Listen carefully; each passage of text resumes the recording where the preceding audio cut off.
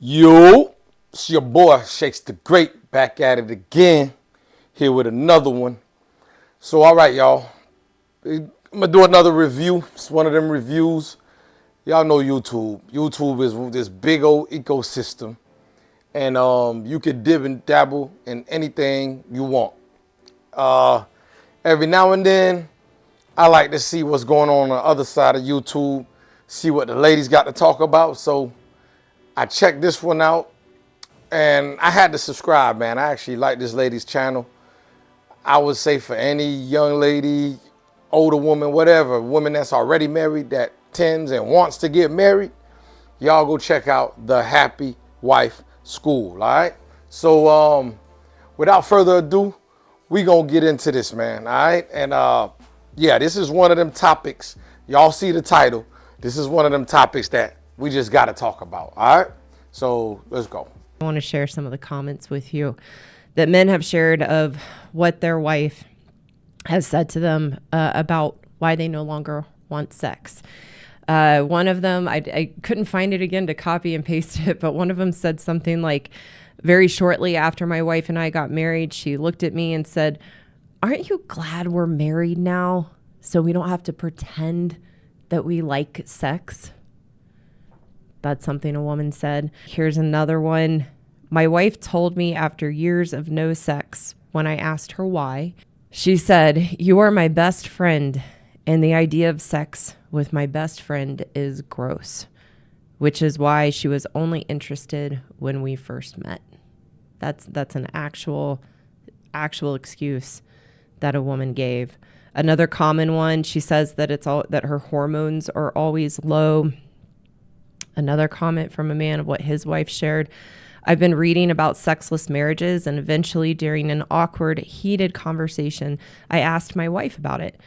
I said that sexless is usually less than 10 times a year. And then I asked my wife, how many times have we had sex in the last 10 years? Her answer, if it was once, it was one more than I wanted to. It's almost unbelievable how entitled we can feel as women to even let something so crushing and heartbreaking come out of our mouths. But that's exactly what happens. We feel entitled to say things like that. And we're going to get more into the why of that here in a moment. Just a couple more. I asked my wife once why we don't have sex anymore, like before we got married. She looked me straight in the eye and told me, "I don't really have to do that anymore now that I've got you." And then she followed up with that she is quite happy to not have sex again for the rest of her life. My wife said I'm 50 years old and I shouldn't have to have sex anymore. And another one similar to that, my wife told me at age 50 she is too old for sex. So see, these are some of the excuses we come up with as women when we have shut down to sex. And something I talk about a lot on the channel is camp victim. Ladies, oh my God, that was a mouthful. Ladies, do y'all get now why a lot of guys I speak to, some guys that my compadres speak to that are married right now, tell us not to do it is a bad deal? Do y'all understand where we're coming from? Do you look at it from our perspective? Let me ask you a question, ladies. This is my question. If your goal is not to be the most satisfying lover, the most satisfying sex partner, you know, the only sex partner, for your husband, whatever you want to call it, why push monogamy? Why push for marriage? Why is it only for the security part of it? And is that all you're really when you deep down, you know, in the crevices of your heart, is that all you're really concerned about? I need to make sure my offspring's straight. I need to make sure I'm straight. And which, if you weigh the benefits, you know what I mean? If you do the cost-benefit analysis, I comprehend that. I get that, ladies. But if you do the cost-benefit analysis, you should say, since I'm not going to sign up for this all the time, I should be okay with him doing what the hell he want to do. I should be okay with him bouncing and dipping every now and then. And if you're not okay with him bouncing and dipping around and doing what he does, I feel like a man should be straight up with it. But if you're not okay with that, ladies, why push for monogamy? Why ram it down his throat? Pause. It makes no sense for me. It's like, I'm trying to weigh the two. I'm trying to make it make sense, but it's not making sense, ladies. Maybe y'all can help me out in the comments, man. Let's keep this thing rolling real quick. Sex is how your husband feels loved and respected. Your husband is not a woman. He is a man. And sex is incredibly important to a man. And it's where we miss each other and just go totally different ways as husband and wives. That if you ask him, a good man, what are the top 3 things that are most important to him in a marriage and in a relationship, sex is going to be number 1, if not number 1, 2, or 3. If you ask a woman, you could ask a woman, what are your top 10 most important things to you in a marriage or a relationship? Sex might not even make the list. It might be like number 8, 9, or 10, maybe. All right, so check this out. Hold up, I had to stop it real quick. I'm gonna ask y'all this question, man. I'm not even gonna ask the order of importance. Y'all can talk about that down there, but this is what I'm gonna ask. In y'all opinion, do women really like sex like that? Ladies, this question is actually for you. So it's not even an opinionated thing. I think it's just more a question to y'all. Ladies, I have a question for y'all. Do y'all really like sex like that? All right? That's the honest to God question. Because when I think about it, I've spoken to a lot of women. I've heard a lot of women say, hey, I could go without it for a long time. I could take trips. I'll be good. I could get my manicure, pedicure, get a whole spa. I'm good. I could go to my favorite restaurants. My needs are met. I could do, go shopping spree, and I feel great. You know what I mean? A, B, C, D, like all of these things women could do. I could go on a vacation, a trip. All of these things women could do, and they will enjoy themselves. Endorphins, dopamine released. They're happy. Meanwhile, us men, we in the background like, all right, man, when we, it's cool and all, but when we gonna get to the fun? I'm not saying that men don't enjoy trips, because Lord knows, I'm not saying that men don't want the petties and the manis and the massages, and I'm not saying that. But we be trying to see when or in what time are we gonna get down and busy. That's just how a lot of men operate. Do y'all be on the same type of time? In my opinion, y'all don't, but this is for y'all. Do y'all be on the same type of time, ladies? You know what I mean? Please comment down below. This is real questions, man, that need to be asked. And that's why a lot of these marriages are just going sexless. You know what I mean? Ladies really don't care like that. You dig? But we're going to continue, man. Let's go. So we have to understand it as women that sex is incredibly important to men. And we know that. That's why we use sex as a weapon, and we use sex to manipulate and control. And we all know how we do that and have done that. And what happens is that we begin to treat our husbands like Neanderthals, and that there's something wrong with them, that sex is so important to them. And we want to change them and make them so wrong for just who they are as a man. But you have to understand, when you chose to get married and you made vows and you made a commitment to your husband, you took on the role and responsibility to have sex in your marriage and enjoy it as a part of a healthy relationship. I'm going to pause it right there real quick. Look, I've been in relationships where I had to literally beg sometimes. I've been in relationships where I've been called thirsty. I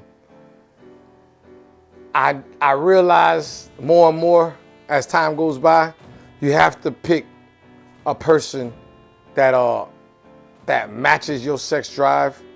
You have to pick a person that actually you have the same values, expectations, everything, all the traditional things in life, but also a person that actually likes you, a person that you like, and a person that actually likes you.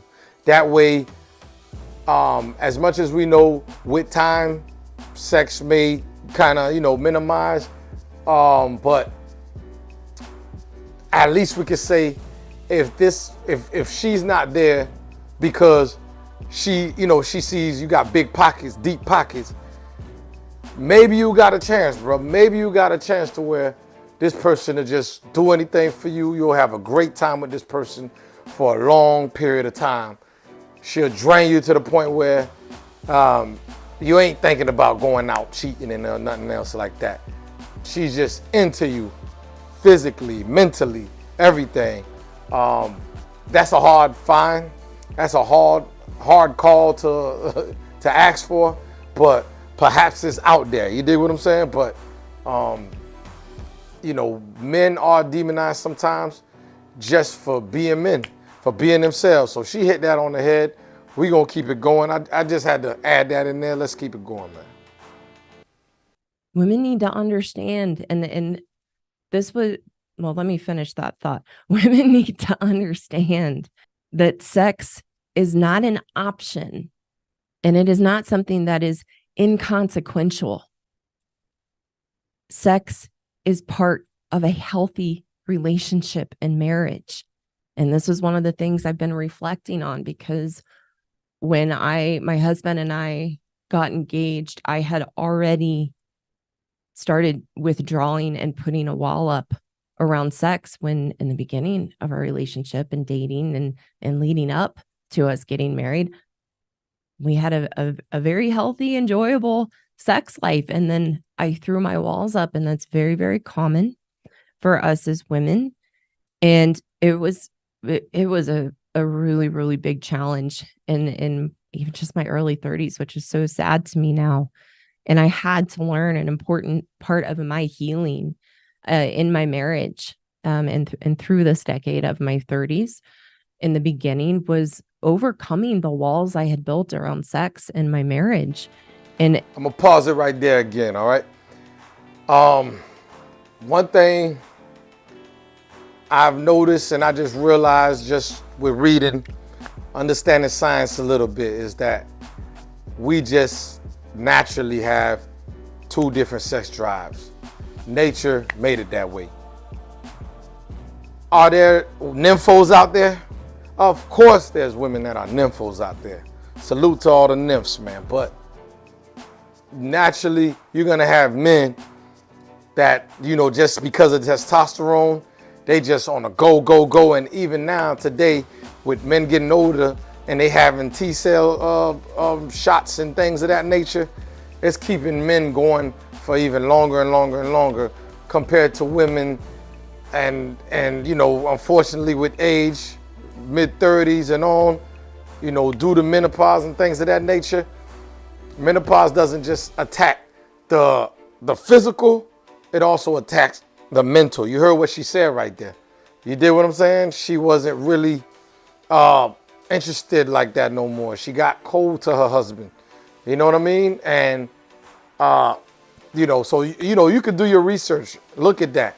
How it not only attacks the physical with the dryness and the hot flashes and this and that, but it also attacks the mental for a lot of women. So on that part, I would say, man, I don't know. I'm not a doctor. I can't sit here and say, man, shame on them, or they need to fix that, or they need to do, that's that's a woman speaking right there, and I'm just going off of what she said.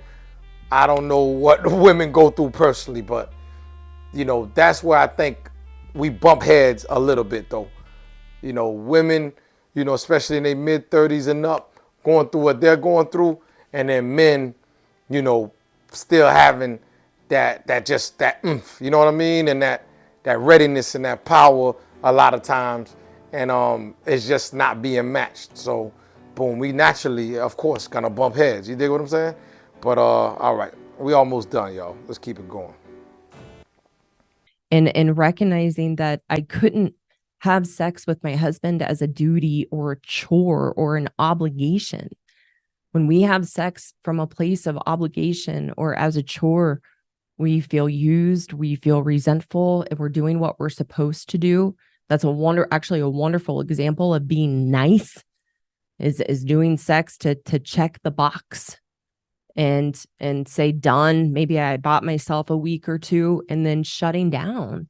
That's not okay in a marriage. That's a cruel way to treat your husband, who is a man in which this is very important to him. So ladies, let me make it very, very clear. You cannot have a healthy marriage. You cannot have a healthy relationship if you are not having sex with your husband, or you are shut down to sex and doing it as an obligation and a chore. It's not okay. And you can't have a healthy relationship or a healthy marriage from that place. We all know sex is part of a healthy relationship. And here's something that is very important, ladies. We all enjoy sex.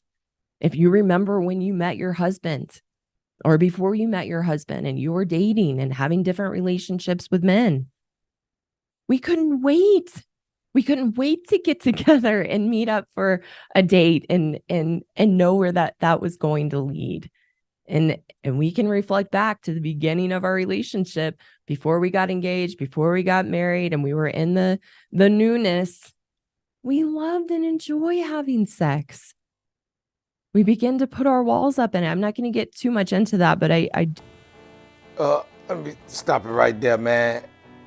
The problem is, it don't stay new forever. The problem is the honeymoon don't last forever. Everybody wish it did. That just ain't life. If we can find a way to keep the honeymoon stage going, you know what I mean? Whether it's mentally or whatever, then, I think things would be great. There wouldn't be sexless marriages. We wouldn't be in this problem. We wouldn't be here. We wouldn't be talking about it right now. But unfortunately, it just don't last. It just don't, that honeymoon stage is just that, the honeymoon stage. You dig what I'm saying? But anyways, we're going to end it off right here, y'all. Check it out. The reason we shut down to sex is because we are numbed out to life. The reason we are shut down to sex is because we are numbed out to life.